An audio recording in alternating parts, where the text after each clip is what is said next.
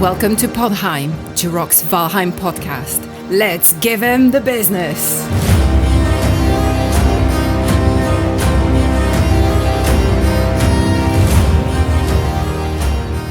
Hey everybody, today is December 13th, 2022. I'm your host, Jiroc the Viking, and joining me today are my fellow Vikings, Gwen the Shield Maiden. Hello. We also have Shield Maiden, Morning Darkness. I missed you. We also have Bambi the Shield Maiden. Hey there. And Viking Jelly Jam Boy will be joining us today. Woo. Hello. Happy to be here. So Viking Jelly Jam Boy, Viking Jelly Jam Boy. I love your name, by the way.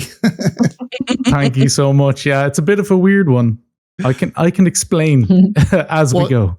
Well, your accent is very telling, but can you tell us what part of the world you're in right now? Yes, you mightn't have been able to tell, but I'm from the Emerald Isle, Ireland. So yeah, for my troubles. I'm from Ireland. I'm actually American from the United States, but I was brought up in Ireland. So that's why I sound like this. Oh, really? That's interesting because it's usually the opposite way, right? It's like Irish people in Absolutely. America. I'm actually from California. And Jiroc, you live there, right? Yeah, Morning Darkness and I live about 10 minutes apart. So it's a small world. Yes. Just by coincidence. Mm-hmm. What part of California were you from? Los Angeles, Bay Area, somewhere else? A suburb of Los Angeles, yeah. Okay. Yeah, that's up until my teenage years before I joined the military. I also grew up in a suburb of Los Angeles. And then at 19, whisked away. There you go. So Jelly Jam Boy, I love saying that name. Everybody say it with me. Jelly Jam Boy. Jelly Jam Boy. I'm glad people like the name. It just sounds so friendly. I like it. Can you tell us?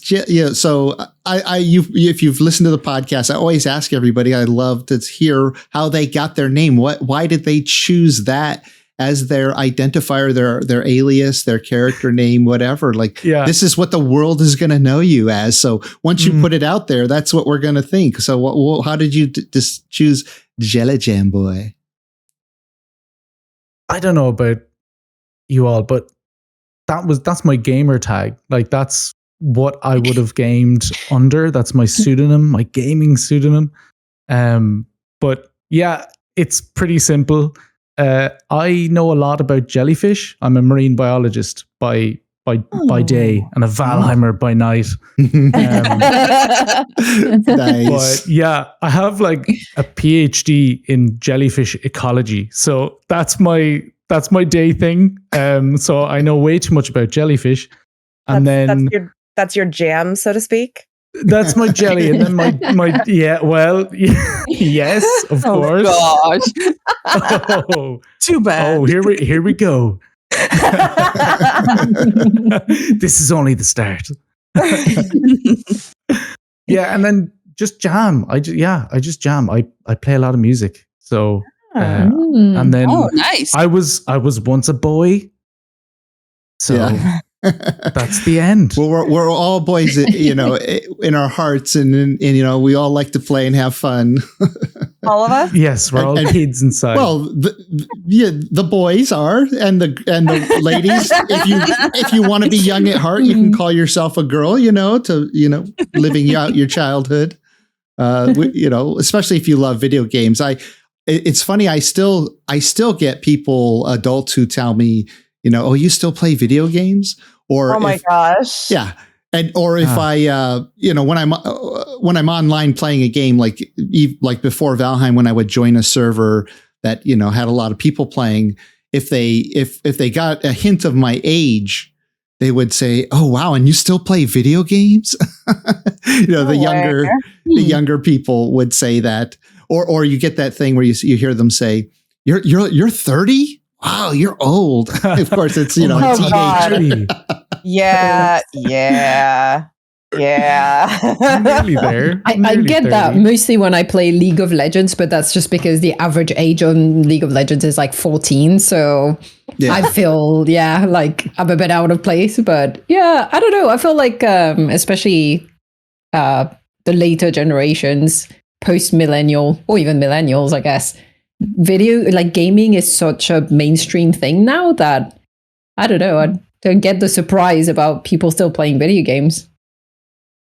I guess if you're not a gamer at heart and if you've never been, it's kind of weird and surprising, but to me, it's no different than any other hobby, right? Mm-hmm. Yeah. Me, all of my friends, all would have gamed. Even our teachers were probably knew what it was and had dabbled. Yeah, it's part of our generation now. Gaming is just another hobby. It's fantastic. Yeah. I love it. So, speaking of gaming, what were some of your favorite games before discovering Valheim? Yeah, there were a few. There were a lot. A lot. Yeah, a few, a lot. Many. Even from a very young age. Like I remember, even when I was like 5, I think I was in the hospital for something. For a couple of days, they'd keep me overnight. And there was a PlayStation 1 in the room, and I didn't have one. And so when this is my first time gaming, and I actually didn't want to leave the hospital. I was like, no, this is it. I'm happy out. Like, this is fantastic. I forget what the game was. It was like Star Fighters or something, and it was something to do with Star Wars, but maybe a knockoff. I don't know. It was fantastic. And then like the next game I can remember is the first Crash Bandicoot. Which was just amazing, like running away from boulders like Indiana Jones, just like absolutely legging it. It was fantastic. So I mean, I could list another 50 games, but I really fell in love with gaming when Skyrim came out. And so I loved that role-playing games where you can just kind of create your own story, your own adventure. And once Valheim came out, it was like a sandbox game. It was really hard and it was quite immersive, and Vikings are cool. So, it was just kind of ticked all the boxes. It really did for me. It allowed me to my creative juices were just flowing and I was ready to go, nice. And died so much. And there were moments where, sorry, Morning Darkness. No. I want to hear about your Valheim experience. Go for it.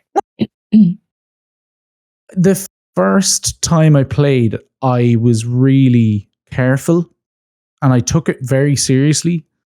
I was like, okay, I'm going out on my little carve with the only gear I have. And I'd never been to like a swamp.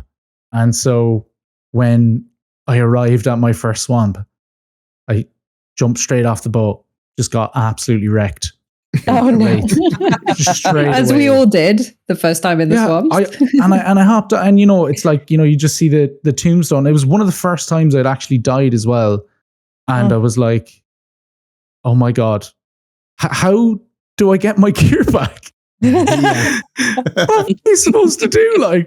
So I just couldn't get over how cruel or punishing that moment was, but it was also one of my favorite moments in gaming, because that's when I realized I was like, it's gonna take me hours to get back to that.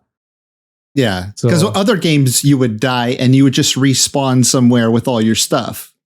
Mm-hmm. So was this like the first time you had that experience where you thought you died and everything's gone? Yeah, it's one of them. There's one other that is probably more punishing, and I love it as well. It's called DayZ. Oh yeah. Like a first person shooter in a zombie apocalypse, and you wake up and you have nothing and you need to find like the most basic gear, and then you die and you just lose everything. You never get to get that gear back. So it's even more punishing than Valheim. Oh, so wow. I guess Valheim was a little bit less punishing. A little bit kinder. Yeah, and then when you think about the core mechanics of Valheim, the game isn't actually too punishing in that when you die, your gravestone has all your stuff. Yeah. You don't have if it doesn't get glitched out, right? Yes. So if there isn't a hiccup, yeah. Yeah. Or it gets stuck in a rock or something, or inside the crypt wall before you learn how to like portal in or use a chair to get in. Oh God, I haven't experienced that yet, but I would imagine that would be that would be uninstalled territory. But yeah, that's how I came up to where we are now with Valheim. How did you discover Valheim? It was through YouTube, and Jiroc, I would love to say that I found it through you. Oh yeah? It was, you were probably the second content creator that I found. But the first one was a guy called ESO. And so he's quite a large channel and does a lot of Skyrim, and that's where I probably was subscribed to him. And then he tried this new indie game. It was just like, oh my God, this looks amazing. You can chop trees and they actually fall down. And they fall on your head. That's insane. And then you die. In most games, when you chop a tree down, it just like fades away right in front of you, or it'll fall, but then it just becomes like incorporeal, like a ghost, right? Just fall and kind of fade away. So just fade. Yeah, not fall on you or your friends. That's one of the things we did right away. Like we'd be chopping, and right before it falls, like I'm trying to jump on it to get it to fall because my friend's standing over there. I'm like, please fall on him. He's not looking. Am I wrong in saying that when you chop from one side, if you're not on a slope, it usually falls the other way? You are incorrect. You are incorrect. Okay. Is that physics or is it just random? I thought it was just random where it would fall. It is random. It doesn't matter which side you're on, but I did watch a video and I haven't had a chance to test it yet, so I can't confirm. But in the video, someone was showing, and it's just recently, like within the last week or two, that right as it starts to fall, if you jump at it, it will then fall in that direction. So I really want to try that. Thank you. Hopefully that still works. Yeah, exactly. Morning. And then, sorry. How did you get started on making YouTube videos and, modded Valheim? How did you get into modded Valheim? YouTube, like it was such a nonchalant start to my channel. I just saw that there was a specific mod pack and a kind of niche mod pack that I had thought that people would love to see, that kind of fleshed out the unfinished biomes of Valheim. So yeah, for anyone who doesn't know, the last 3 biomes, well, now it's just 2, but at the time, the last 3 biomes were just blank. They were just plain. So this guy called the Deaf Side put a bunch of mods together and fleshed them out, and they were playable. They were fairly balanced, and it felt really rewarding. It was quite well done, and I just thought it was crazy that no one had done any videos about it. So I started the channel really because of that. Just to do a playthrough starting at my end game character at the end of the plains. And that's when it started. It's like, right, let's go to the Mistlands, the modded Mistlands for the first time.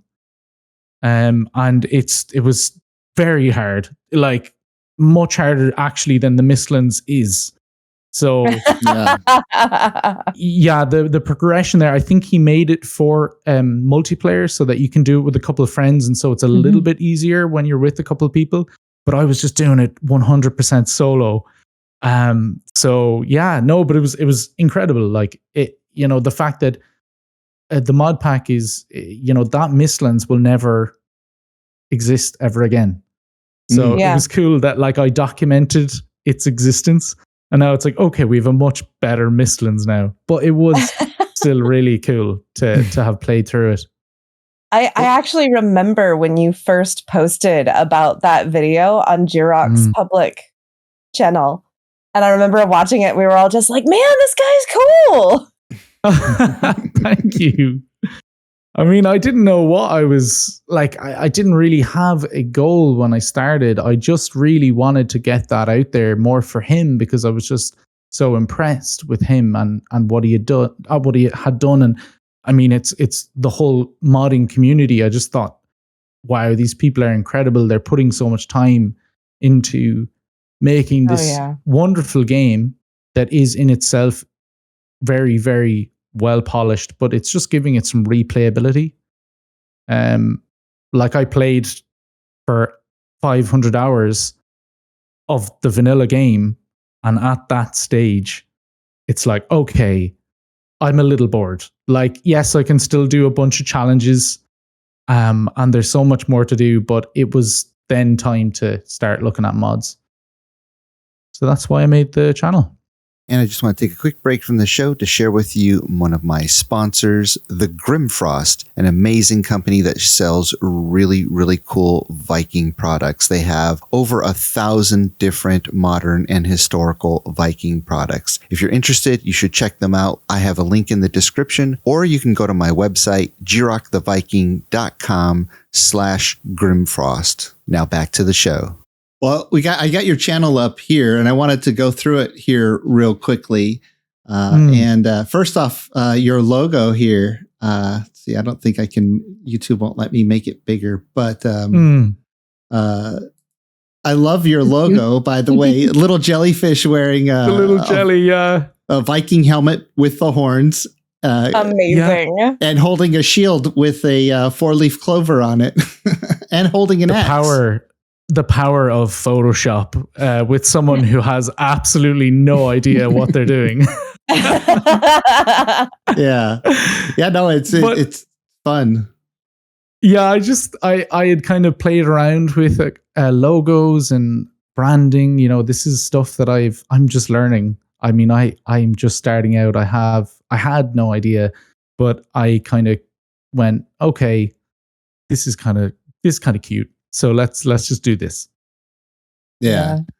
Well, it fits the name really well, and I even love that sort of like almost fluorescent. Looks like maybe like the 70s lettering there. It's like name. Really retro gaming, like arcade style gaming. Yeah, that's what I was going for. I'm glad. Thank you. Yes, that was what you were supposed to say. Well, and now with the new Mistlands out, it almost looks like a yawl as well. The jellyfish. Oh no, you can't say that about jellyfish. Yawls are disgusting. Yeah. Jellyfish are cute. My God, please don't. I'm not offended at all. Some jellyfish look like yawls, so. Oh, but a cute one. Yeah, exactly. Bambi. Yeah. So, combining adjectives with yeah, okay.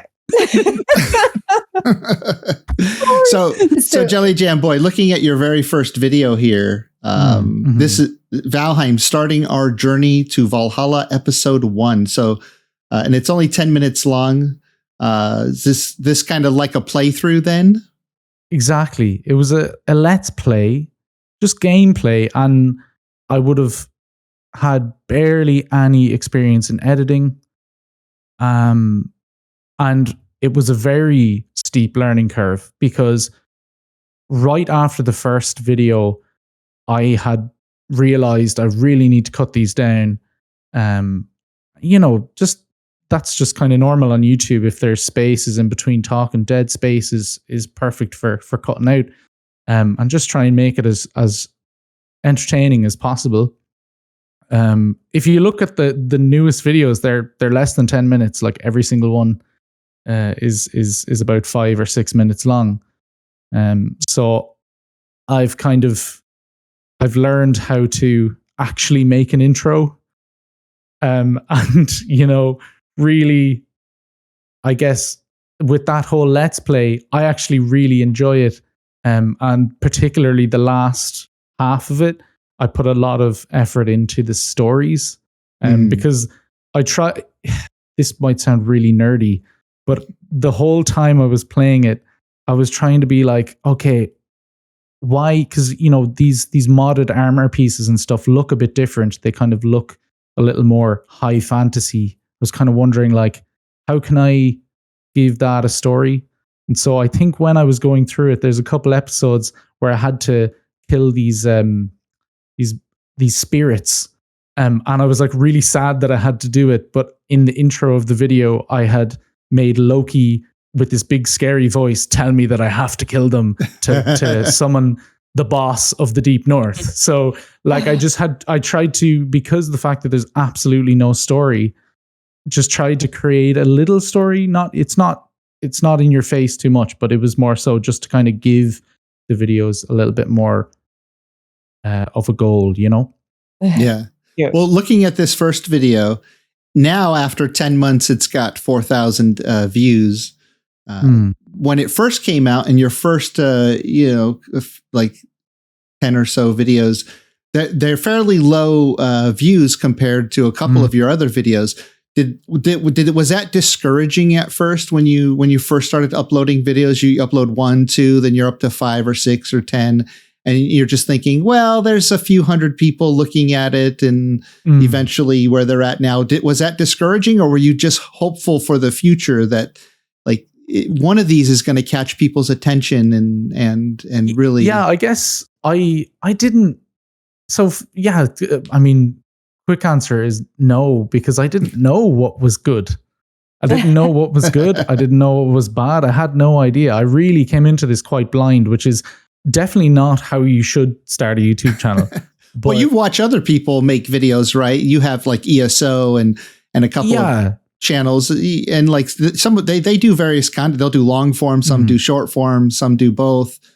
So at least you have a little bit of an idea of what you like to see that's out there and who is getting successful hits on videos, to give you some kind of pointers.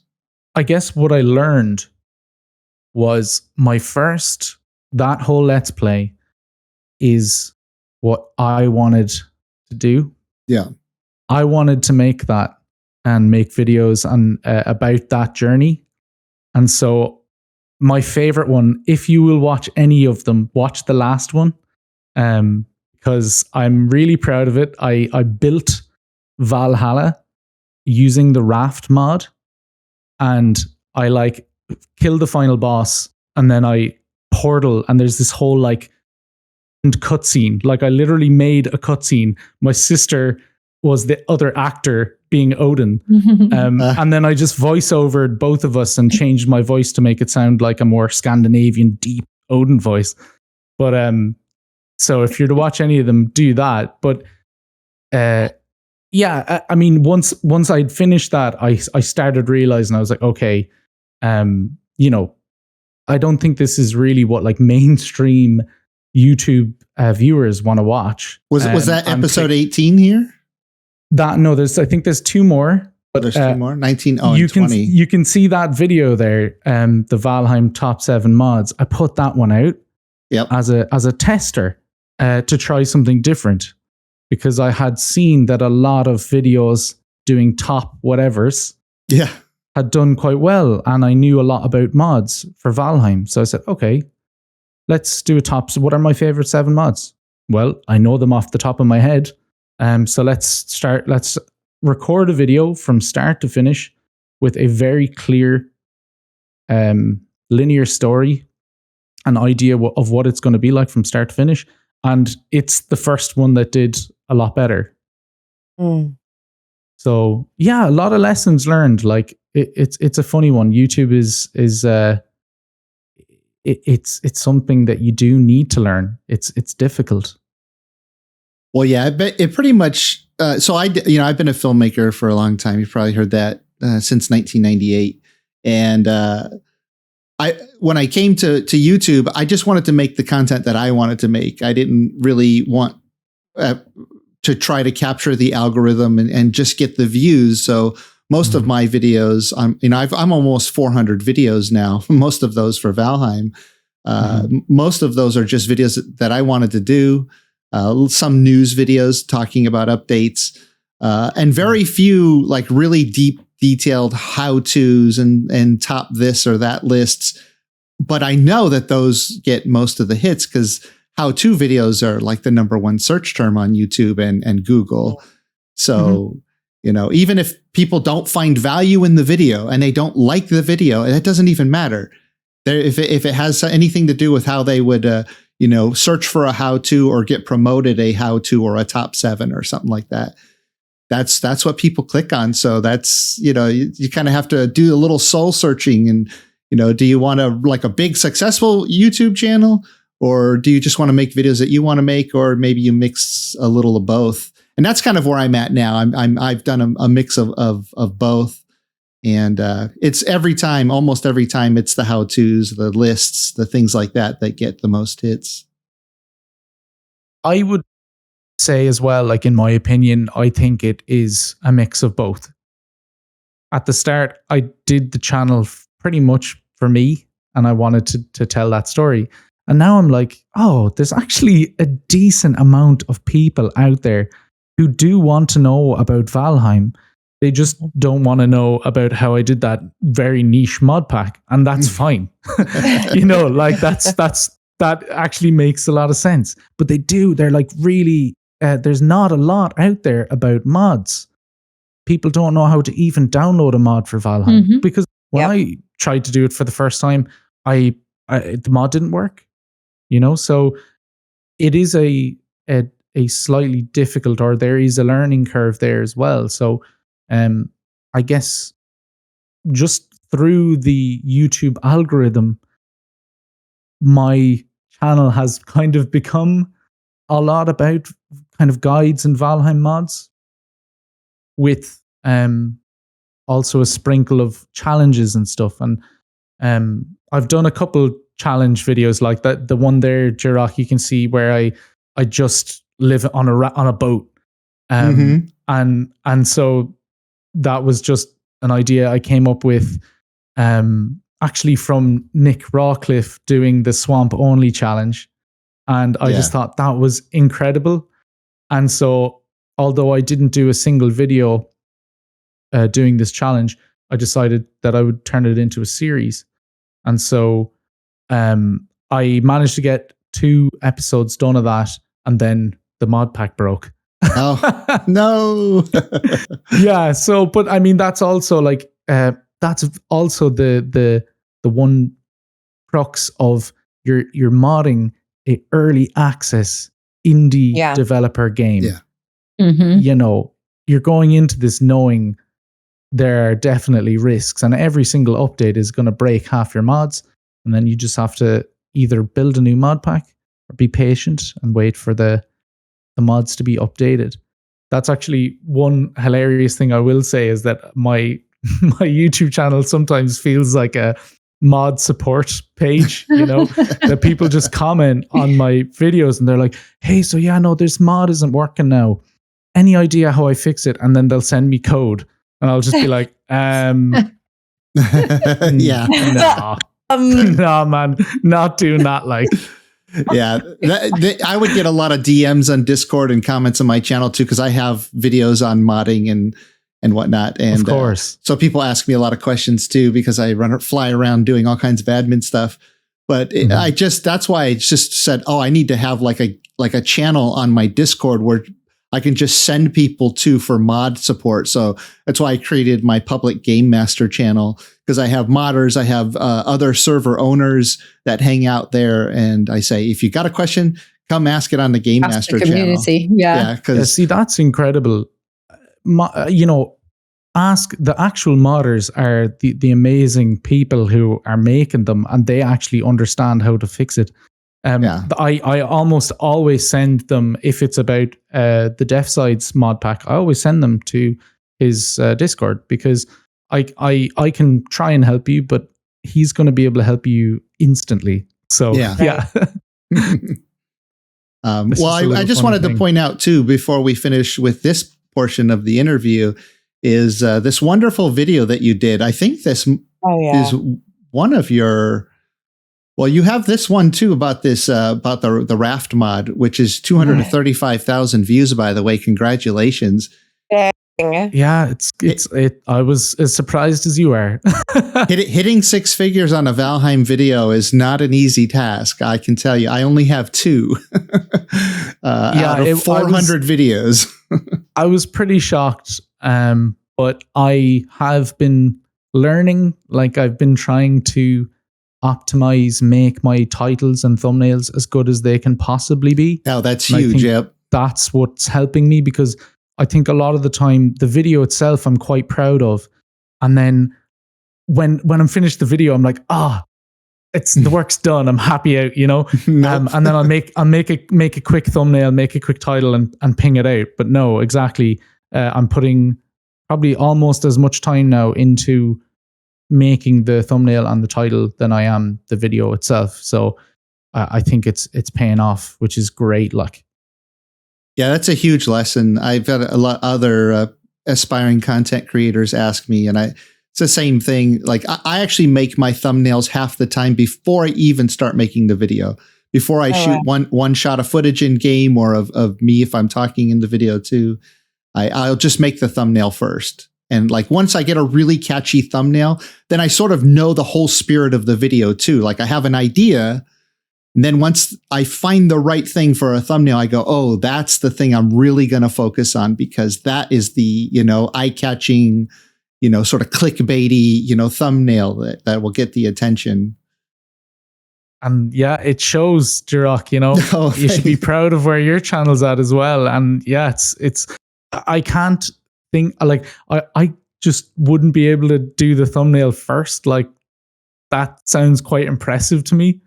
Well, think about it. Sometimes it might draw new inspiration, for you to focus on a subject. If you have an idea, if you like come up with an image and some titles, give it a try. See if it works for you. Yeah. If it doesn't, it doesn't. But sometimes you don't know what the thumbnail will be too until you do the content, and then from the content comes that one spark of the moment that you think, oh, that moment is I should capture on video on the thumbnail. So.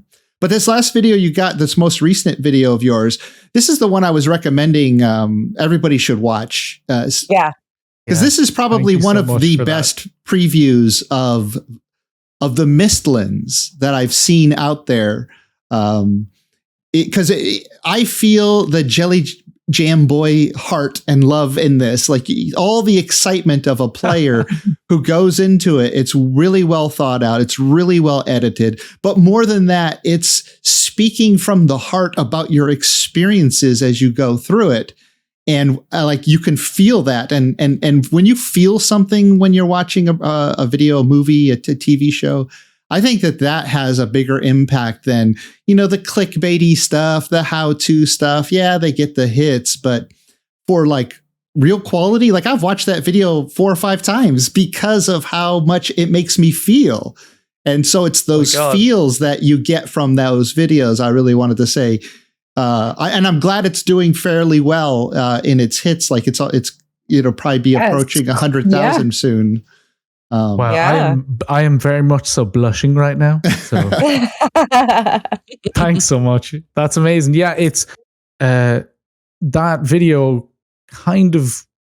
I didn't really think that video would happen. I jumped in and I hit record and I went and did my first adventure in the Mistlands, and I just really just edited it in a way that there was kind of a linear story.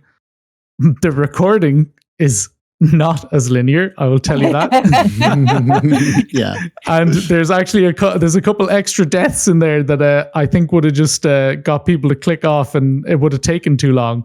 But yeah, the Mistlands, it kicks your butt. But it was very fun to make, and I'm delighted with the thumbnail as well. I took so long to make. It's amazing. That thumbnail is, I was just re-looking at it and thinking, did you do loads of Photoshop work? Because it's not all just pictures from the actual game. Like the way it looks like it's an actual kind of art, like concept art almost, that's been made for it. Beautiful. you kind of have to take, like, I usually, for my thumbnails, I would like take individual pictures of every mob, take an individual picture of the character, take an individual picture of the backdrop, add in the effect after, and then there's your thumbnail, and put text, and there you go. Just like that. So easy. There you go. You make it sound so easy. Yeah, I must say, so I've been following you since you had a couple of hundred subs, and I've been so impressed and so pleased to see your fast growth, especially in the past like 2-3 months. You've really popped off, and I think it's a real testament to the quality of the content and the videos that you put out. For someone who's never really done like video content before, the editing, the storytelling, even like all the way to the audio, the voiceover, and the thumbnails, etc. Everything comes together so nicely, and I'm so pleased that you're getting the success. And I have no doubt that, you know, in a couple of months you'll be at 10K, and then, you know, and then the next couple of hundred, you know, because it's. For someone who's, again, first channel gaming content, it's impressive how quickly you pick those skills. And I'm kind of in awe, because I'm like, how can you master so many different things at once so quickly in just how many videos you've put out? Like about 30 or something? It's wow. Well, Thank you. Well, with all those Jelly Jam Boy, with that PhD that you have for jellyfish, they had to teach you how to use Photoshop and Premiere so you could edit all the great footage, right? Of the jellyfish. That's clearly all I was doing during the PhD. Right. Yes. Just like, I was like, I'm doing that working in the lab. And then, you know, on my computer. Look, like Gwen, I remember seeing your comments and stuff, and I would have watched Jiroc and Gwen and MD. You like I've watched all your stuff, and I have been this whole time. It's so lovely. Like the Valheim community, especially the content creators, are very cognizant of each other and are quite supportive, which I think is important. You know, this is a small game; it's not huge. Yeah. But the audience seems to love it, and the audience seems to really like the people who make the videos. So this sort of positivity going on between all of us is fantastic. I think we need to keep it up. So we should be proud of that. Yeah, absolutely. So before we hop on to another subject, you do your own a podcast too. And it's Living Room Logic, Irish Science Podcast. Can you just give us a brief summary of what that's about? Yeah, that was a lockdown pandemic consequence. Yeah, so was my whole channel. The pandemic locked me in, so I said, might as well make a YouTube channel. Yes, fantastic. Yeah, it was. We were all locked down, and the lockdowns were quite intense in Ireland. So me and a old friend who is also completing his PhD now, we said, let's make a podcast. We're going to talk about specific things in science and try and make them fun and just go through them, tell a story, tell something that's quite gripping, not get down in the nitty gritty, and get stuck into some topics. So and we had started it with me and him just chatting to each other, and we were just having a laugh at the same time. And then we kind of started interviewing people, especially on Twitter. And my co-host, my good friend Andrew, got quite, let's not say famous, but got quite popular on TikTok, and with his science communication as well. So that really helped us get people onto the podcast. And so, we've got a couple of people that we're quite proud to have interviewed. And so, if you're interested at all in science and just kind of bringing it down to just a conversational level, give it a look on Spotify or wherever you get your podcasts. Yeah, nice. I'm a huge science enthusiast, so I highly recommend everybody check this out. And I've added it to my podcast app too. My gosh. I plan to check these out. Delighted. Yeah. I'm about to, yeah. Did you have a question, MD? Yeah, I was just going to say, in regard to your saying that your co-host has become really popular on TikTok and, you're blushing at Jiroc complimenting your videos and whatnot. How are you dealing with the experience that, like, just as an example, you have people who feel the same way about you that you're feeling about, Jiroc and, sort of that, like, you have a fan base and you have people who are like, oh my gosh, Jelly Jamboy, he's so amazing. Oh my gosh, I'm so starstruck. He's here with us. I'm one of those people, by the way. Hi. One of your fans. My first fan. Maybe not your first. I would love to claim that, but maybe not your first, but definitely one of the many. You were definitely one of his first cheerleaders for sure, Gwen. No, you guys are fantastic. I don't know, like I don't know if I don't feel like I'm there yet. So maybe it just needs to kind of like, okay, cool. There are a couple of people that will watch my videos when I put them up, and that's just fantastic. You have a video with more than 1,000 watches, Jelly Jamboy. A couple of 100,000 people, yeah, sure. You're famous. Well, I'm Irish. I have no idea how to take a compliment, okay? That's my final stance. Well, Bambi has a good question for you as we close out here. Yeah, so what are you working on now? In terms of videos? Yeah.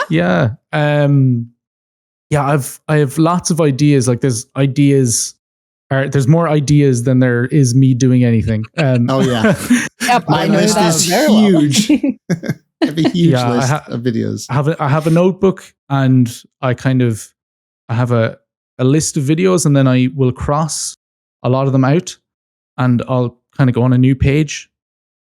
What are the ideas that are sticking?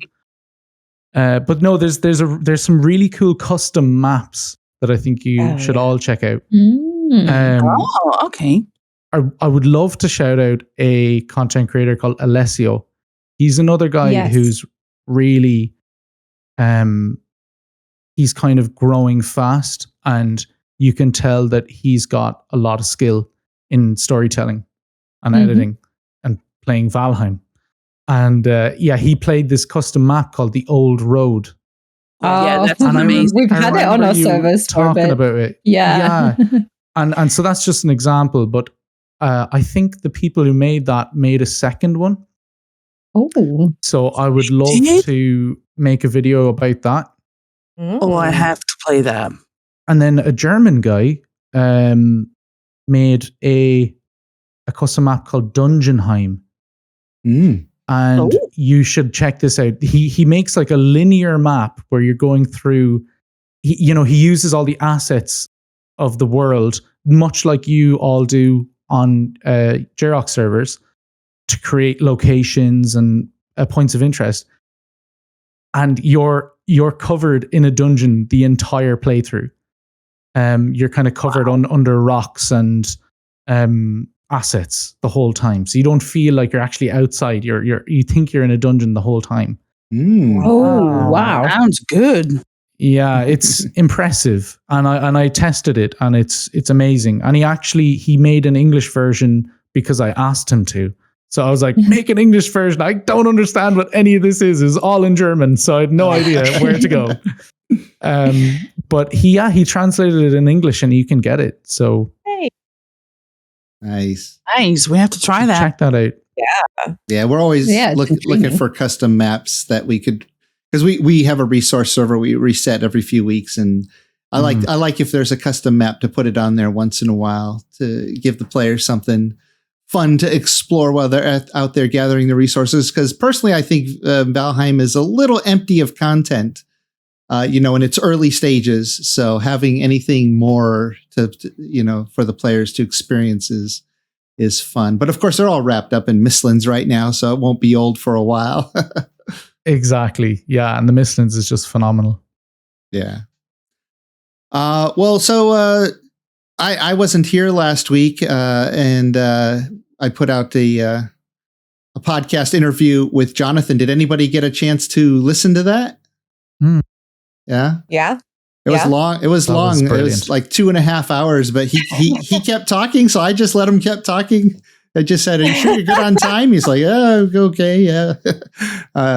But yeah, a lot of really cool information. It was fascinating to learn how they really came about all the decisions in Mistlands. So if anybody wants to check that out on my channel. But MD, I was out of town. I'll talk about that here in a second. Did you do anything fun this last week? Maybe from a recommendation?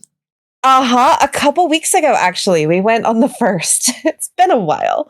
Oh, okay. But we went to Glowfari. Mm. And my phone ended up staying in the car by accident. So no pictures?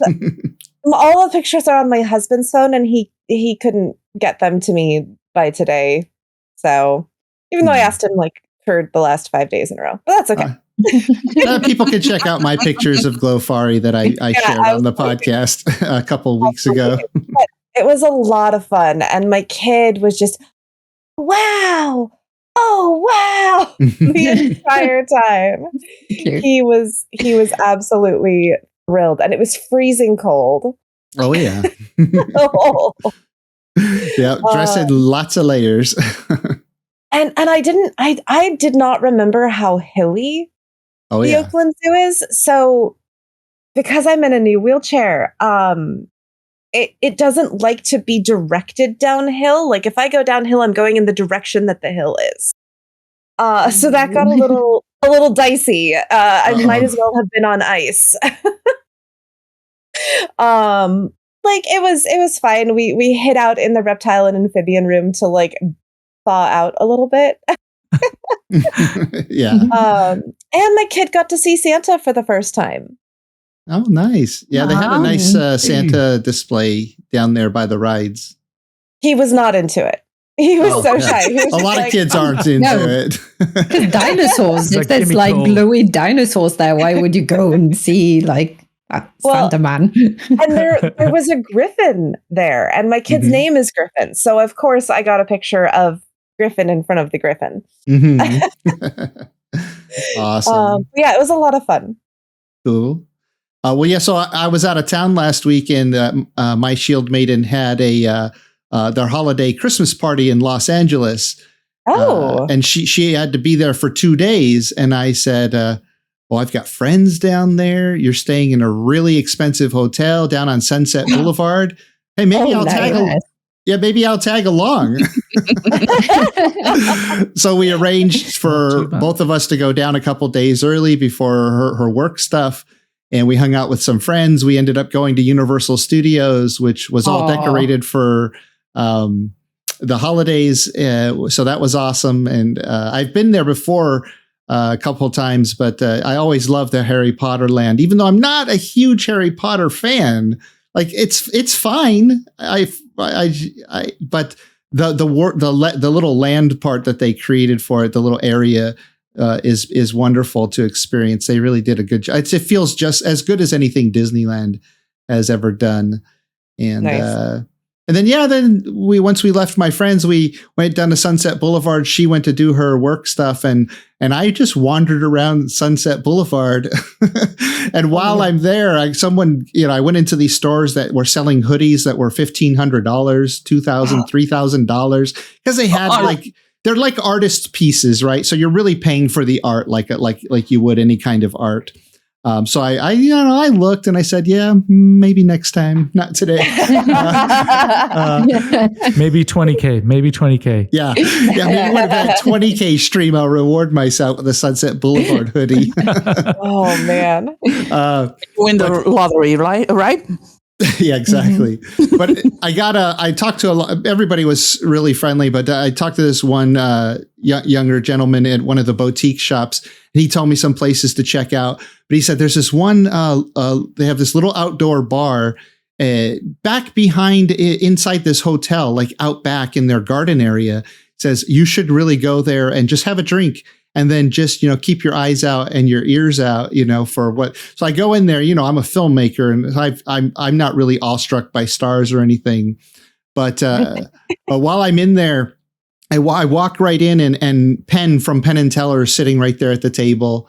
And I've actually dealt with him before at science conferences because he's really big into science. So I've had interaction with him before. Of course, he didn't recognize me. I have the beard now, and I was just one of the camera people. So, but so it was funny. I've sort of given up doing this for more than 25 years. I used to take meetings with lots of Hollywood people, actors, producers, directors, Academy Award winners, all trying to get a screenplay sold or get attached to a project as a director.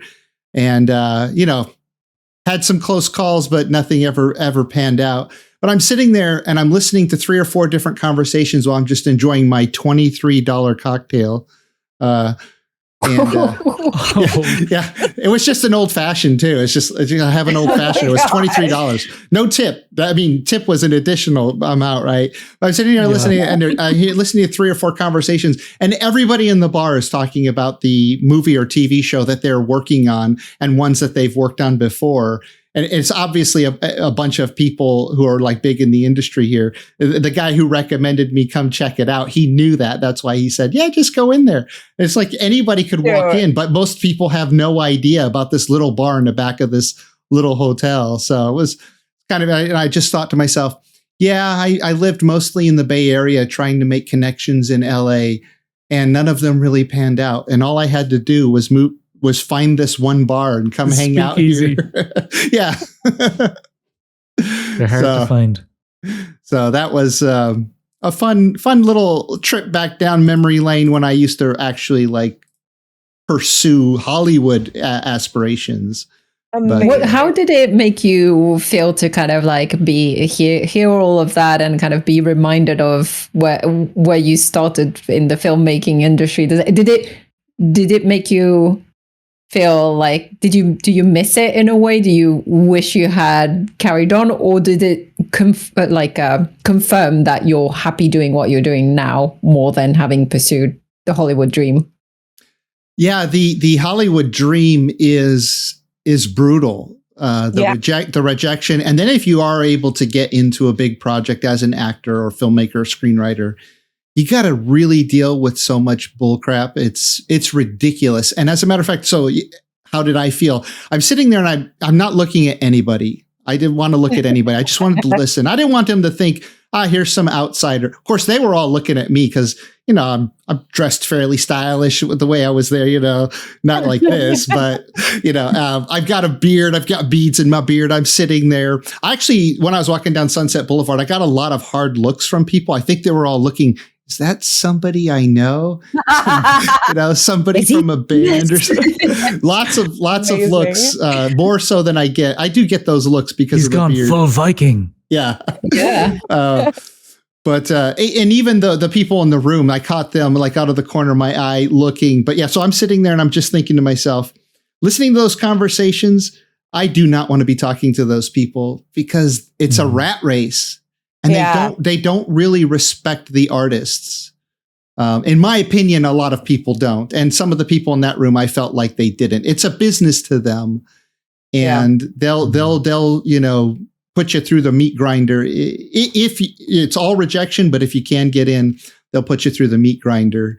And so no, I'm, I wish I had gone off and studied jellyfish instead, that I could be Jelly Jam Boy also. You still can, but you do, Valheim is perfect. You found your calling. Yes. Yeah, it's fun. It's interesting. Kaizen is a little off topic for the podcast, but it's interesting. Kaizen posted recently in his Ravenheim Discord server, the one he set up for content creators.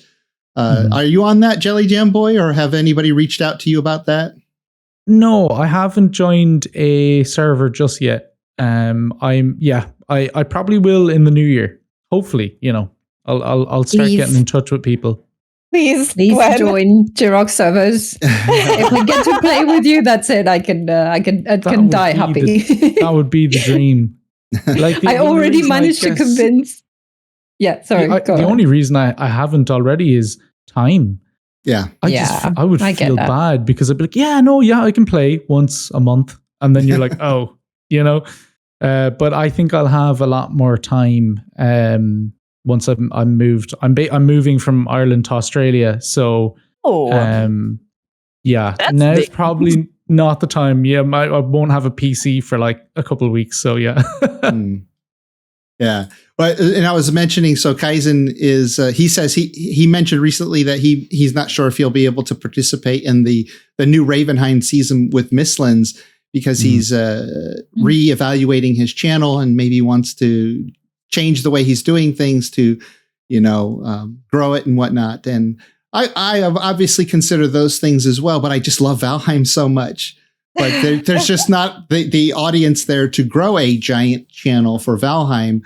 ESO did it on the Bethesda products, but that goes all the way back to Daggerfall, which is what captured, or Arena, but really Daggerfall was their first really big game, and that captured my attention. And then every game after that, huge audience for that.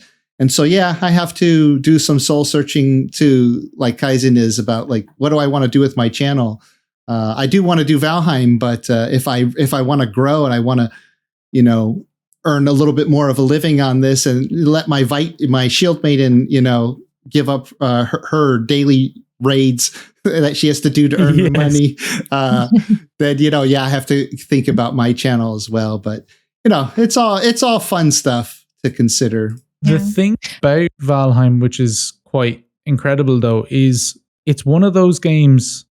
The only other one I can really think of straight away is Minecraft in terms of its longevity. Oh, yeah. And that's kind of where I see Valheim going in terms of it is a sandbox game. It's a lot more punishing than Minecraft, but it's right up there. And that's the sort of potential it could have. In my personal opinion, that's actually why I chose it. I agree with you. I thought I compared it to Minecraft because I played Minecraft quite a bit too, and no other game captured my attention quite like Valheim. There were a few close ones: Minecraft, 7 Days to Die, Empyrean, Galactic Survival, a few, but Valheim only a few. Valheim, I thought, kind of like Minecraft, this could really go somewhere. So if I have a back catalog of videos, if it starts taking off and when it gets to 1.0 release and the algorithm knows me as one of the Valheim content creators, maybe it'll promote my videos more. So I'm giving it a chance. I haven't given up, and obviously I'm still enjoying it, but it'll be interesting to see when 1.0 comes out, how popular it becomes with the masses. Mm-hmm. I guess Kaizen is kind of a testament, though, to how big a Valheim channel can be. And he does other content as well. Well, Minecraft was his first. He would have did a lot of Minecraft. But, I don't see why you couldn't have a channel that has Valheim and Minecraft. And a couple other sandbox games. Or do they even need to be sandbox? I don't watch YouTubers all the time for the game. Sometimes I just watch them for them. Yeah.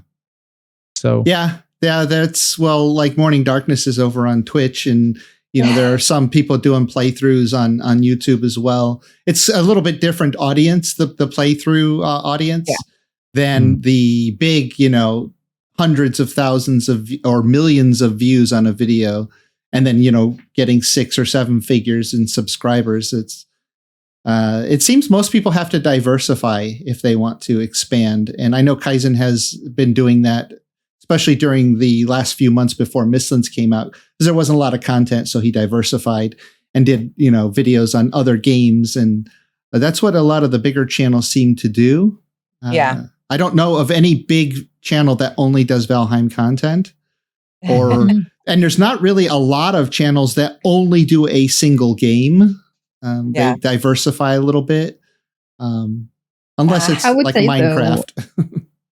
Yeah, although also I don't think just video content is the be all and end all. If you really want to make content creation or focus on that aspect, I think even outside of YouTube videos, there's so many other things that you can do. And there's just a couple of streamers that I follow and I admire because they manage to kind of get out of just the box of YouTube, Twitch, or whatever, and do other things that are within their skill set where they can really kind of shine from a creative standpoint, yet is reaching, bigger audiences and so on. And I think that's something that I think about a lot as well, is like, the motivation, like what you want as your end goal. Some people like to create a community. And I think, for streaming, it's a lot of that. It's a lot around the community that you build while streaming. For others, it's like, I want to get my content in front of as many viewers as possible. And in which case, maybe diversifying is the right way to do it. But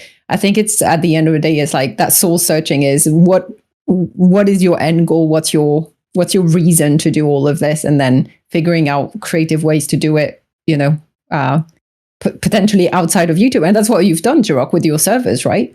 You've created a community. You actually dedicate almost as much, if not more, time to the servers and to kind of building and maintaining that community and creating content on the servers. And that's like, again, diversifying, not on YouTube videos or different games, but it's another way to,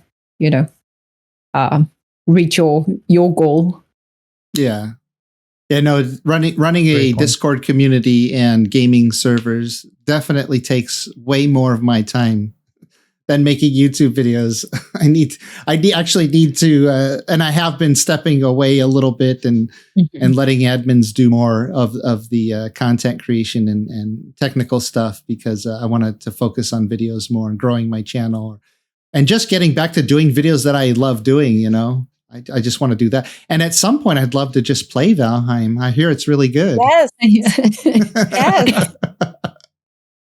I get that sometimes as well when I'm kind of churning out videos. Sometimes I actually just want to sit down and just start a new character. Just not record. Yeah. And so I do that a lot where I'm like, okay, made a couple of videos.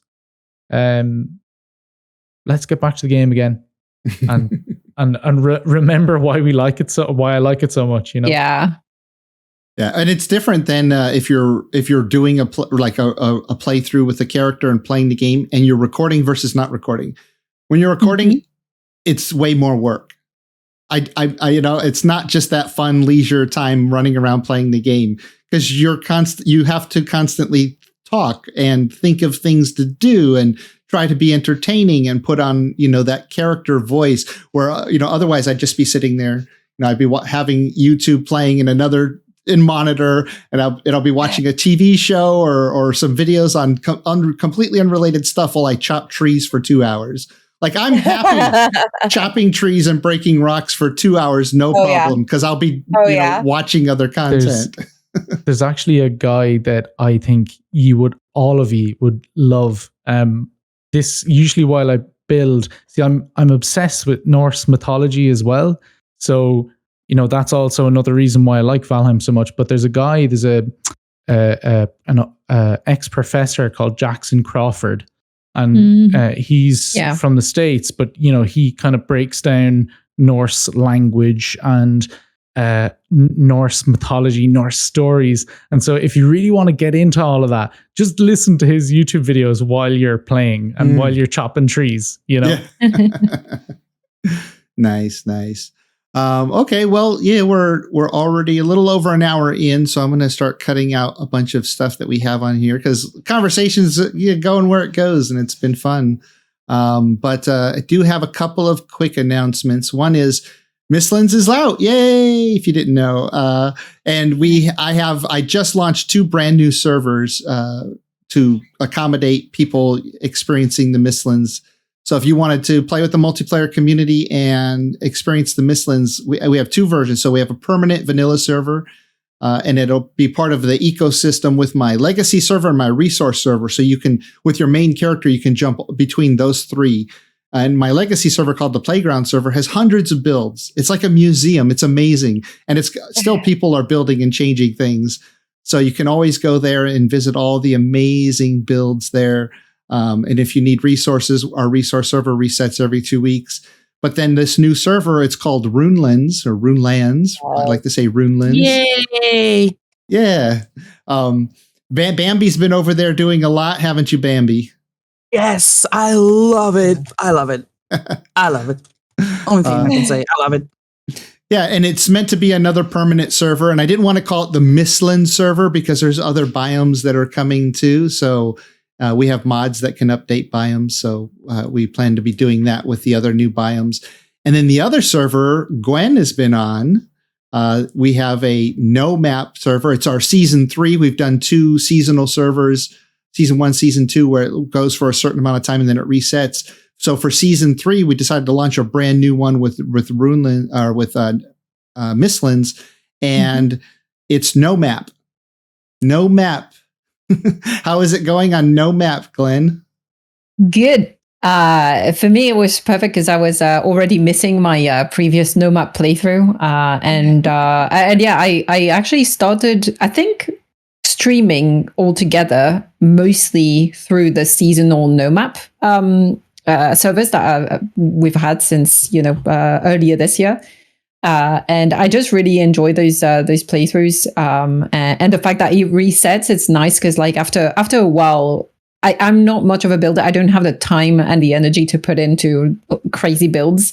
So once you've completed the progression of the game, there's a lot of things that you can do, fun things. And I use the permanent service for that, for the multiplayer experience, going on adventures and all of that stuff. But it's kind of, for me, nice, especially when streaming, to have a progression, a bit of that storyline that Jelly was talking about, and having that kind of end goal and that ending. Because I don't want to do like a playthrough that lasts forever, right? I like to have kind of an ending to it. So those seasonal servers are perfect for that, I find. And I just enjoy the no map experience. So yeah, I've done my first stream of starting on that no map server a couple of days ago. It was supposed to be like every one of my streams, especially the no map ones, are always supposed to be only 2 to 3 hours. Always goes over 5 hours, or like 4 or 5 hours. So this one did 5 hours. And I was still like, I was not sleepy. I was like, I could carry on, but really it's like 2 a.m. and I should probably go to bed now. So did my first 5 hour playthrough. And a thing that I've been wanting to do for a while was try to, because like some people, I don't know why people do you watch my 5 hour streams, VODs. I thank you for taking the time, but also like 5 hours of me just doing nonsense. It's crazy to me that people watch this. So I've been wanting to do those kind of highlights or like shorter episodes of my playthroughs. It's just finding the time, because like I've got a 5 hour recording now of me playing with a bunch of people. How do I cut this down in like 10 to 20 minutes, something digestible? It's like, it's a lot of footage. It's a lot of like watching stuff and rewatching stuff, trying to get the best bits. But yeah, I'm kind of also a bit inspired by what you've done, Jelly, and the way you kind of build that storyline and do that storytelling. So I'm gonna try. I'm like halfway through cutting down that 5 hour stream. So yeah, maybe I'll post more videos around that. But yeah, no map servers always fun. Nice. And also our we have another server that's our heavily modded server. Now it's still running the old version of Valheim, just because whenever they do a big update, it breaks a bunch of mods, as I'm sure Jelly Jam Boy knows and has dealt with in the past. But if you like the heavily modded server experience, so you have all this extra additional content, and we have a mod that lets us make quests as well. that is being updated, and we have some new admins actually this week. We've made two new admins from our community, and they're helping with that too. So it should hopefully be updated for the Mistlands here soon, because it's still running the old version. But that's just so that people can still get on and not not be able to play if that's what they want to play. And it has some awesome mods as well. I'm playing on the Rune World or on Jotun Quest server. It's an amazing server as well. I'm very impressed with what you've done with that. Like, just from what I can see, the quests and everything, I haven't even dabbled in that at all. Very impressive. So much fun. You should join us on Jiroc's modded server. Yeah, you should. I really should. Yeah, I'll make a bet for you. Okay. Well, so there is a little bit of Valheim news besides the fact that the Mistlands is out. Yes. And Morning Darkness and I teased this to Gwen a little while ago, but we didn't want to spill the beans. But so they released a merch store. Finally, they have an official merch store. You don't have to go to Redbubble or some other website, Etsy, and get all this knockoff stuff. But so they finally have theirs, and they sent me as just a little appreciation gift, 2 things. So one was a sticker pack. Yes, cool. With a bunch of. You got it. I got they have a black and white one, which is the one I got, and they have a color sticker pack too. On their website. Had I known you were bringing it, I was going to show my stuff. Oh. And then they also sent me a really nice T-shirt. Let's me see too. here. Oh, nice. Yeah. Nice. Looks great. Yeah, and it has on one of the sleeves, it actually has a print on one of the sleeves here, I think. Where is it? They're going to get some business from me. It's a nice shirt too. Yeah, they posted recently on I think Twitter and probably other places that there's a certain date you need to order by if you want to get it by Christmas. But let's see. Does it say on here? Oh yeah, look who the company they working with is. You can't see; it's a little bit out of focus. Grimfrost. But yeah, it's Grimfrost. Yeah, my sponsor. So nice. After you get your Valheim stuff, which Grimfrost is not selling on their website, it's only on Valheim's official official merch store. But if you want other cool Viking stuff, you can use my link, jiroctheviking.com/Grimfrost, and get all kinds of other goodies. Nice. Let's see, what else do we have here? Things to change or add to Valheim. Real quickly, Morning, if you could change or add something, what would it be? I would love a bat trophy. Oh, from the Frost Cave bat? That one. Yeah. Yeah. Only if you can use it as a hat and use that as your Halloween hat. Perfect. That would be quite cool. I would love to make that as Halloween hat. I love that. Oh, nice. Yeah. You've seen in the Mistlands the trophy of the giant wings of the Seeker, right? Yes. Oh, they're amazing. They look so pretty. Oh, wait till you see it, Gwen. It is really cool looking. Yeah. Everyone's like, yeah. And Gwen's just like, oh. No, I've not killed enough Seekers yet. To get a trophy. Cool. More like been killed by them a lot. But yeah. It's real cute when they come around the corner of like a crevice and knock you off the mountain, and it's the fall damage that kills you. Yeah. I haven't had that yet. They're tough. I've been too scared to go too high up in on cliffs and stuff. Yeah. Sorry, seeker and cute in the same sentence? You're the one who used y'all and cute in the same sentence. Yeah. It was a pink one. Anyway. Jelly Jam Boy, if you could change or add anything to Valheim, what would you say? Nothing big. Well, it might be difficult, but the one thing that I have turned off is the blur in the in the distance. I'm not a big fan of that, and I think I understand why it exists. It's to like immerse you and to make you not realize that the render distance is only like it's not that far. I would love for some sort of optimized increase in render distance so that, you don't have to render in every asset, but just things that are large and very, the for no map, especially when you're at sea, you really need to be able to see certain things. And so it all just kind of like clips in and it just looks like a mess. It's really immersion breaking. And Valheim's like the most immersive game ever. So it's just literally one thing. And I completely understand this is probably a core game mechanic. So I'm probably asking a lot, but that would be the only thing. Boy, as a somebody who loves mods, there's a mod for that increases render distance. I have you tried it? Actually used that, but it is very heavy. It's very like, it taxes your system. So, if Jonathan actually looked at it, you just get low res at a certain distance and then you get even lower res and then it's gone. Yeah. Rather than everything needs to be high res for like 3 tiles every single direction. So, the way that it works is through tiles and, I think it's 1 tile, right? So, on every direction, well, you can increase tile size or not tile size, number of tiles, but a lower resolution in the second layer, even lower in the third layer. And he's probably thinking, you know nothing about this. And I don't. And I'm sorry. You know nothing. Gwen, were you going to say something earlier?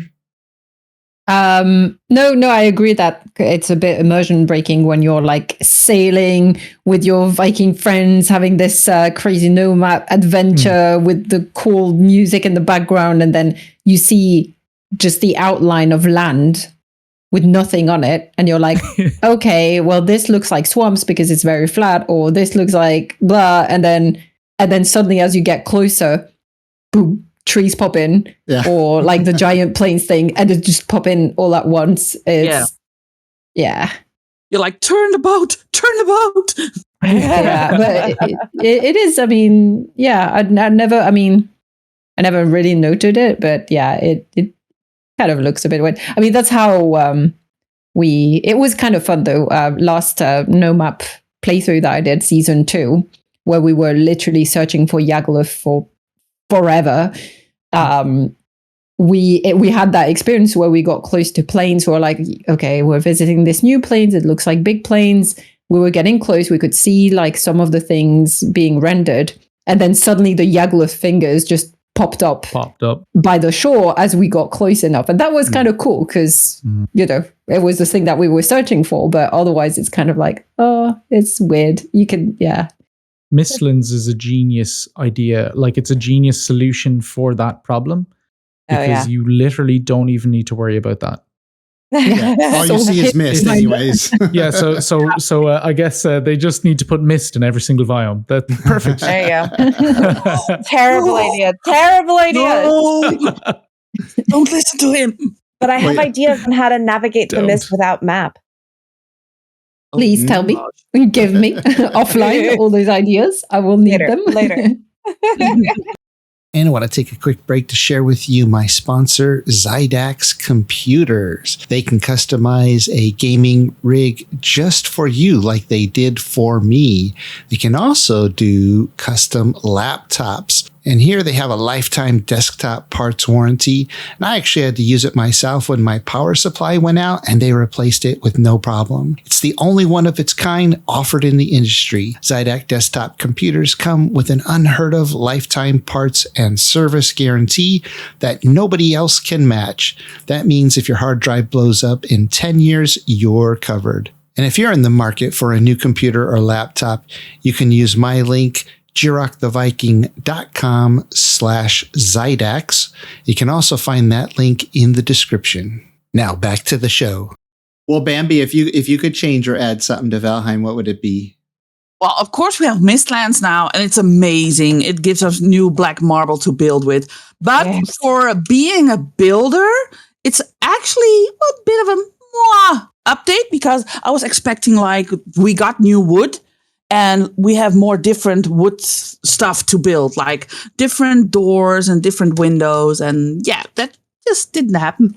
Bambi, you're crazy. We got angled beams. Yeah, we got angled hardwood beams. We got angled iron beams. Like I know, but nothing else. I have angled iron beams. But I played a note beam though. Yeah, we have Gizmo there, so I already had that. No, but like real wood, I would have loved to see more. Yeah, different kind of wood stuff to build with. That's all. I see. Well, yeah, I think during our interview with Jonathan, he mentioned too that there's a lot of new build pieces in the game that the players can't build. You know, all the Dwarger stuff and a few other things.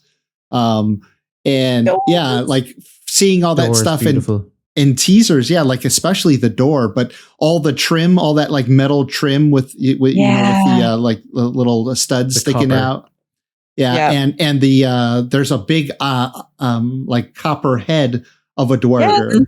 Yeah. That is just its very own asset, not connected to anything. So we cannot build it. It would have been nice to build these Dwarger things. And I think that like he's in the camp of like, yes, it would be cool to let the players build this stuff. And as an internal thing, I'm sure they're still just considering it maybe in the future. But maybe in like 3 or 4 or 5 months we get a new like a Heart and Home edition, right, with more building stuff. That would be amazing. Yeah, I would really quickly disagree in that. I think that the fact that they're not buildable makes them even more important. Special. And so when you find them. It's like, oh my God, I need to protect this door from this seeker soldier. I'm going to build barriers. I'm going to do everything I can, So it's like, these are these beautiful parts of the world that you really want to protect. So it just, I guess, so there's the other side of the coin. Yeah, I agree with you. And my main example for that is the maypoles. So when we first started the game, when you found a maypole, it was like, oh my God, this is like such a rare thing. I have to protect it at all costs. And you would build your whole base around it and everything. And then with, the Midsummer updates, they made it a craftable items. And then it's like, oh, now I can put maples everywhere in my base. It's not so special anymore. So I kind of agree with you. It's nice to have things that are just those special locations and items that are just tied to those points of interest. But yeah, you have to find a good balance to keep the builders happy. Yeah, because the thing is, but some new doors and some new windows would have been nice. But maybe windows especially.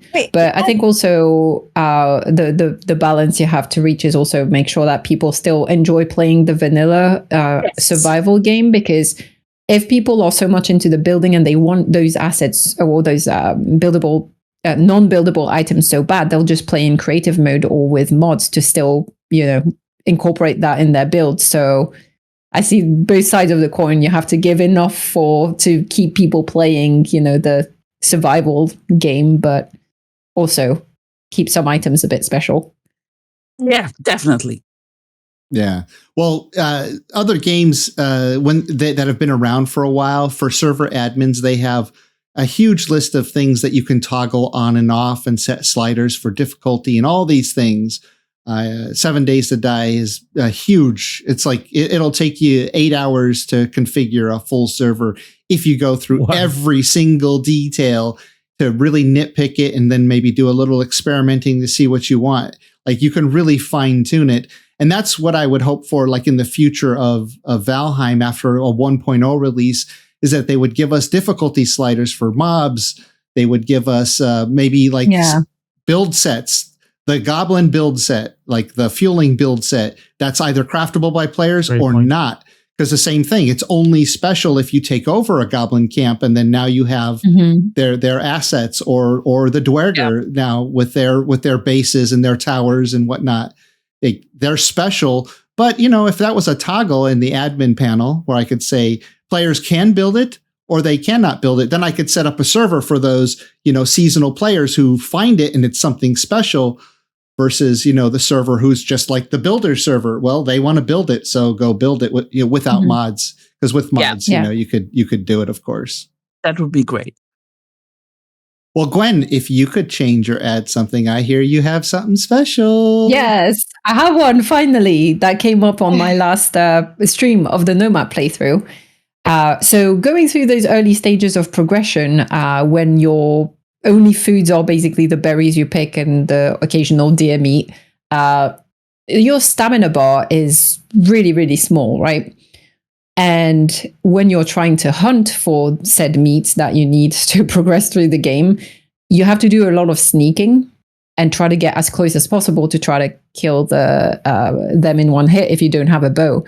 And one thing that I realized that is really quite frustrating is when you're sneaking and you run out of stamina, your character automatically defaults back to standing and walking or running, which so many times, and I'm sure many of you have experienced that, so many times when you're like so close to a deer and you're like stalking and doing your thing and you don't pay attention to that stamina bar, you forget to stop, you keep going, and suddenly the deer's gone because it's heard you, it honks and runs away, and it's like it honks.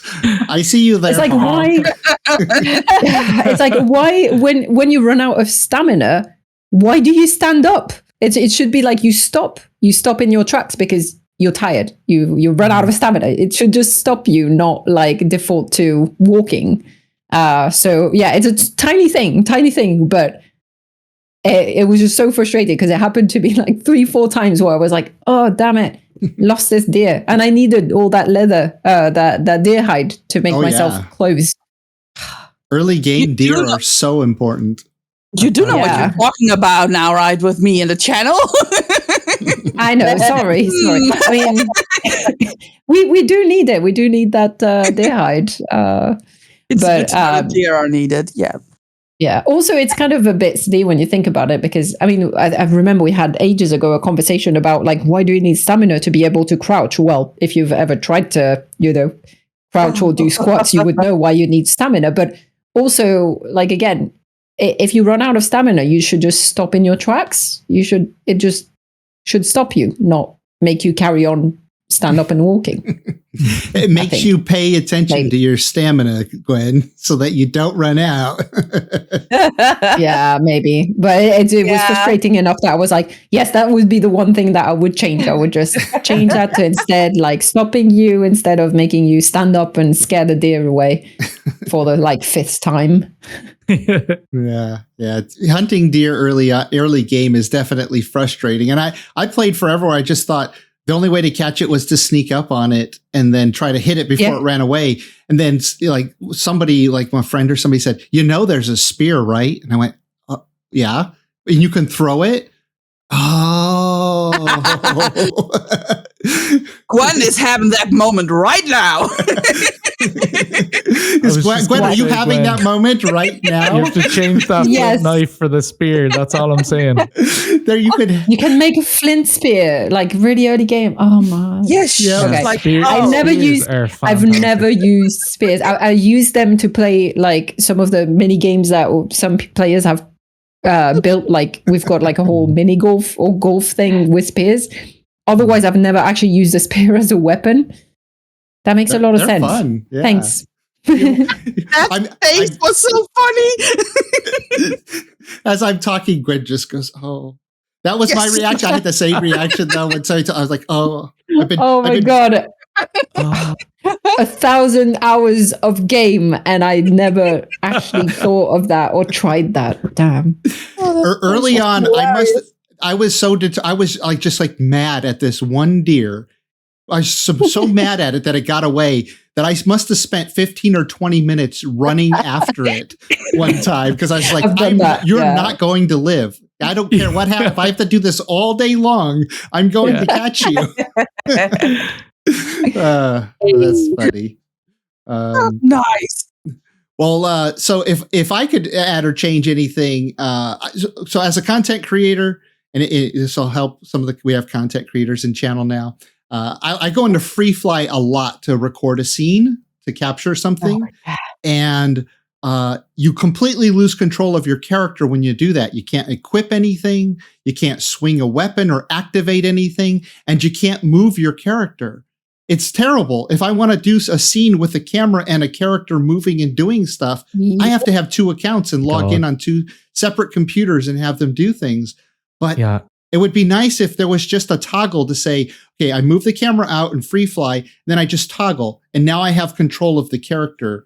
So the character, now whatever I do, the character would just move and activate a weapon. Because right now what I'm doing, especially the video I'm working on right now, I have to do this for every single shot. There's 60 shots in this video, and I have to do this every single time.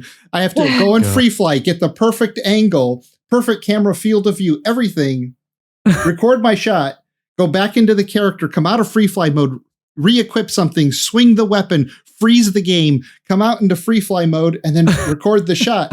And it's like, this is taking me forever just because I can't control the character while the camera is, I'm looking at it. And there are other games that let me do that. Like other games let me do that. They have a free fly camera, but you can still control the character. So I wish there were a mod for that. I wonder if every single, anyone who does YouTube and plays Valheim has 2 accounts, because I do as well. Yeah, right? Like there's no other way to do it right now. I bought Valheim twice just so I could do a time-lapse build, you know? Yeah. That the time-lapse thing, there's so many. Or you have to hire. You to buy as many Valheim copies as you can. Or sometimes you have to enlist some actors to come and play parts and move characters for you. Like you mentioned, you did that for one of your videos, right? Shout out to my sister. Yeah. Yeah. Okay. Well, we're coming down to the end here. And I just wanted to quickly so spoiler alert, if you haven't had too many spoilers, we're just going to get everybody's quick reaction or impressions of Mistlands. So we'll start with Gwen, because I think maybe she's seen the least amount of all of us for the Mistlands. So Gwen, of what you've seen in the Mistlands, what stands out the most? What do you like the most? What terrifies you the most? if there's something in that category. What stands out to me the most is going to be a weird one. It's the music atmosphere, the atmosphere that the music is bringing. I was expecting, hearing everyone big up the Mistlands as being this really scary place and all of that. I was expecting music that would be a bit tense or scary, a bit like what we get in the swamps where you're always a bit on edge. Or what you get in some dungeons or in the frost caves. I was expecting that sort of soundscape. But listening to the music, experiencing the Mistlands, I was surprised by how nice and chill and upbeat and the music is lovely. And I was like, wow, this is so nice. I'm getting absolutely blasted by this Jarl, but the music is great. It's so chill. I'm not stressed. I'm not scared. It's great. So I think that's the thing that I was, the most surprised about, because I was expecting something different with the music. And I really liked how it's actually quite relaxing. The Jarl music is not relaxing. Yeah. If they're far enough, you don't get the music though. So yeah. And there will be some music in the future that's not relaxing at all as well.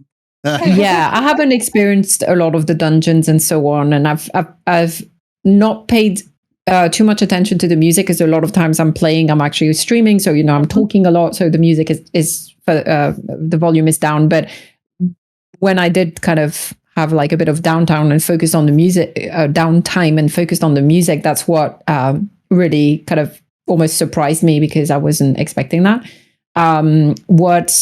What was the other question? There was one thing that you asked, what I dislike the most or whatever. Well, I would say terrified you or terrifies me. It's not so much scary, because the bugs and stuff, I don't have any phobia of bugs. So yeah, of course they're scary because they kick your butt. But the thing that is definitely absolutely gross and disgusting is the Jarl. and the ticks, every time I got ticks attached to me, to my character, I would like physically do like this, like, trying to get it off me. It's just the ticks. And I knew I would hate the ticks because I hate ticks in real life too. But like having those giant things just like attach themselves to your character like that, it's just, gross. So that's what I hate about the Mistlands, is the ticks. And I knew I would hate them. I can confirm I hate them. Well, Morning, you've had a chance to do some Mistlands with your husband and whatnot. What is something that's really stood out to you about the Mistlands? About the Mistlands update or the Mistlands themselves? Because like I have a list. Well, pick one. Pick one or two that like really stand out to you. All right. So I have a list of things that people might not have noticed, but like the things that really like touched me. Gwen, you spoke about the music. Have you heard the new Haldor music? Yeah. Oh my God. Literally, so that's a funny story actually. Jules, who's not here with us today, when was it? 2 nights ago, we were ambitious. We were like, okay, we're not going to go back to Nomad because it was literally the day after the 5-hour stream. I was like, I need a bit of a break from that. Let's try to go back into the Mistlands. We thought that the two of us would, be okay in the Mistlands. We were not. And we were not even in the real Mistlands because we went on our playground server, which doesn't have the new Mistlands. It's like old Mistlands that the terrain has been updated, but there isn't any of the dungeons or anything. There's just the mobs have been populated, but there was no mist either. So it's literally just no mist, terrain, and the mobs, and that's it. We got absolutely wrecked. Yeah. But after that, so we had like some intense couple of hours trying to recover our bodies and so on. And then after that, we're like, okay, well, let's do a bit of chill time before we both log off. And I was like, I've got money, and I heard that there's new items in Haldor. So, and Jules had never actually seen Haldor for real in game. So we're like, okay, let's take all my money and go to Haldor. And I discovered the music. I was like, was there always music here, or is this new? And we ended up spending 20 minutes, literally 20 minutes, doing the dance emote, doing that in sync, because we're both weirdos. So we're like, let's try to sync to the music and to each other. And we have this beautiful choreography that we did. And we were like there for 20 minutes just enjoying the music. That music is great. Oh, love it. I want to download it. I want to find it on It's so nice. So my top 3 favorite things are music and Haldors. Chickens! Yeah. We get chickens! And the new build pieces. I am absolutely enamored. I haven't even gotten to build with them yet, but I am so absolutely enamored with everything I've seen that that's my impressions. The Mistlands are dark and terrifying, and there's never enough stamina, and stamina. I love it. I love the brutality. And to me, it feels like the same progression uptick as from when you move from the Black Forest to the swamp. From the plains to the Mistlands feels like the same degree of difficulty. It's tough. And so since we started a new playthrough, I had that like fresh new experience of those transitions. And so for me, the Mistlands haven't felt that hard. Like, there have been deaths, but maybe not as many as some people are experiencing, because I didn't go in cocky. I went in expecting a change, expecting we don't have the tech yet, and so it's been interesting. It's been challenging. It's been, oh, wow. But it hasn't been, for me, it has not been rage inducing or made me salty at all. Well, Jelly Jam Boy, is there something about your video that you did? You already talked about a lot of the things that stand out to you, so people should go watch that video. But there you go. If you had to pick just like one thing that really stands out about the Mistlands for you, what would it be? yeah, probably, Gwen kind of hit it on the nail on the head. It's the entire feeling is perfect. It's exactly what Grimcore and the rest of them were saying they wanted to get. It's terrifyingly beautiful. There's moments of utter terror, but usually you're like, wow, this is gorgeous and I've never seen this before. And then you get absolutely wrecked 5 minutes later. And then you return and you get your little, the thing that helps you with the mist. We won't spoil it, but yeah. And you can take it all in again. Complete immersion. That's what I would say. Yeah. Beautiful, but deadly. Yeah, it's an interesting they did a fantastic job. Yeah, it's an interesting vision for an area to play a game in that I've never experienced in any other fantasy game or any third person, first person game. It's completely unique, and I didn't think that they would create a completely unique experience like that. I thought it would be a little more similar to the other biomes, but like it is in some ways. It's similar, but they've created a new experience, which is just amazing. The only thing I would say is, and it's not even criticism. It's the opposite. I actually think that the Mistlands is a step above the rest of the game. Absolutely. Yeah. And I don't like that. Sounds rude of me to say because I don't want it to come across that way, but I think the next 2 biomes, bringing it to 1.0, I think they've kind of set a really high standard. Yeah. I almost wish they didn't release it as perfect as it is, as good as it is.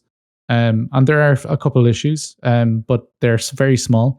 But I think they're perfectionists, and the work is there for them now. There's a lot of work to do. Yeah. I felt that way after the Frost Caves update, where it was so much of a step above in terms of the experience, the atmosphere, the everything, the feel that it gave you. I think it gave us high hopes for Mistlands, and Mistlands delivered. So yeah, you're right. Now it's going to be like, it's going to be hard to top that. But not lucky. But not even that. I am very impressed by the Mistlands because, we have a great community here at our servers. And actually the Mistlands, with all the wizarding now going on, it makes us cooperate with each other, with groups to go into the Mistlands, one being protective and one being in front line and the other one being like ranged. It's amazing how we now need to work together to go through the Mistlands. I love it. Yeah, there must be a special group dynamic thing that you have to do that you never quite had to do in other biomes, right? You can see as far as the eye can see, and you can just run around, but now you sort of have to really coordinate through all that obscure mist. Yeah, and we defeated the Mistlands boss, but we did it as a group, and it was a truly group effort, and that was amazing. Nice. Well, Bambi, it'll be tough solo. Yeah. The boss won't scale to multiple players, so it might be a little bit, maybe not as tough, because everything scales to the number of players a little bit in the game. But Bambi, what is something that really stands out now that you've gone all the way through the Mistlands content? You've probably been in some dungeons. You've said you've killed the final boss. As a group, not solo. Yeah. What's something, just like one thing that just really stands out about the new Mistlands update? I love the magic. It really helps with going through. Well, as I said, with the community, we're going as a group into dungeons or doing stuff. It really helps creating more dynamics to the fighting and surviving. Yeah. Cool. Yeah, the magic is huge. Predicting that magic was going to come to Valheim someday, that really captured people's attention when we got little hints of it a while back, right, Gwen? Gwen, you were calling it ages ago. Yeah. Mm-hmm. It looks amazing as well. Yeah. Well, I haven't seen any of the magic stuff yet, but I've been a little bit spoiled by. Yeah, no. I've seen like, oh my God, I've tried to avoid so much like YouTube while the PTB was out because I was getting spoiled left, right, and center. But I had seen that there was some magic stuff, and it was interesting because suddenly the video I did like back in April, after the interview that we did with Grimcore, where we asked him the question about magic, if we would have magic in the game in the future and all of that, I suddenly had a bit of a few more views for a couple of weeks where people were searching Valheim magic and like ending up on my videos, which was interesting. So I kind of spoiled myself in a way. That was a fun little teaser that we got, and he was really good at not stating it like exactly that we were going to get it, but hinting at the possibilities. Well, I'll close out the podcast with a little teaser of the video that I'm going to try to release. Hopefully it's out by the time this podcast comes out, if I can get these 60 shots recorded that I need to. So one of the things that really stands out for me for Valheim, I was actually thinking about that because Jelly Jam Boy, Kaizen, a couple other content creators really inspired me to think, instead of just like the guide to magic or the guide to fishing and the guide to this or that, what is it about the Mistlands that seems really special? Jelly Jam Boy did a great job of it. A couple other videos out there. And so I was thinking about it and I thought, this one thing really, to me, and it's kind of why I started the whole community, and it all has to do with making friends. And the Mistlands finally adds some friends to the game. And that's all I'm going to say about that. You look at my channel for the video that'll hopefully be out as I tell you what I think Mistlands is all about, and it'll address that. Ooh, cliffhanger. Yeah, exactly. So I think we've come down to the end. Thanks for joining me this week, everybody. Thanks for having us. That's it for now. Have fun out there. Thank you for listening to Podheim, Jiroc's Valheim podcast. We have new episodes coming out every Friday, and if you enjoyed listening, please support us by subscribing to the podcast on your favorite platform and leave us a rating and a review to help more Vikings find us. We also have a Patreon with perks for supporters like behind-the-scenes discussions, exclusive content, and segments that are edited out of the main podcast. And if you'd like to join our friendly Discord community, we have more than 1,000 people there. Just go to discord.gg/Jiroc the Viking. If you'd like to play on my Valheim servers, just go to my website at jiroctheviking.com and submit an application. I'd like to give a huge shout out to my supporters, some of them on Patreon, the YouTube membership, and the ones who help boost our Discord server. Your support means the world to me and inspires me to make more videos, as well as run a community Discord and multiple Valheim gaming servers. If you enjoy my videos and would like to support my work, join our friendly Discord community and Valheim servers. Links can be found in the description below. Skål!